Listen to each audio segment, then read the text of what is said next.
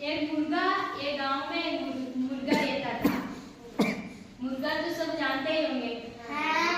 एक गांव में एक मुर्गा रहता था। वो सुबह जल्दी उठता था 4 बजे और रोज हमें सुबह 4 बजे उठ के वो बोलता था और सभी गांव वालों को जगाता था, उठाता था कि अपना अपने कार्य पे लगो,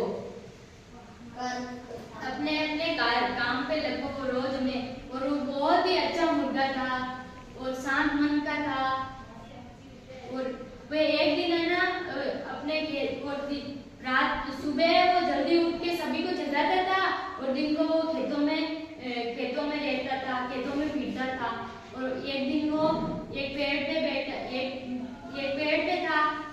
पे आराम कर रहा था, बैठा हुआ।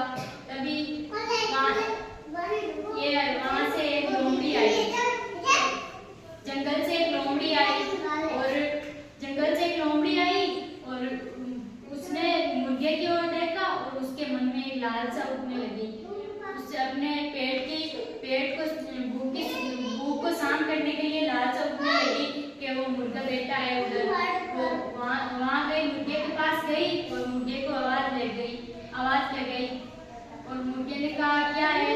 उसने आवाज लगाई और मुर्गे ने बोला क्या काम है। तो वो बोली मैं आपके लिए एक संदेश लेके आई हूँ। तो मुर्गे ने कहा क्या संदेश लेके आई हो, जल्दी बताओ। इसके बाद मैं आपको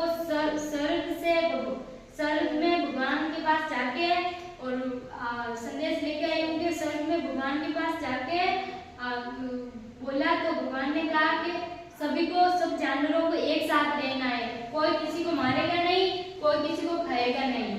इसलिए मारेगा नहीं और खाएगा नहीं। इसलिए ने मुर्गा बहुत प्रसन्नित हुआ, बहुत आनंदित हुआ और वो जोर जोर से बोलने लगा कि अभी किसी जानवर को कोई नहीं मारेगा, कोई नहीं खाएगा।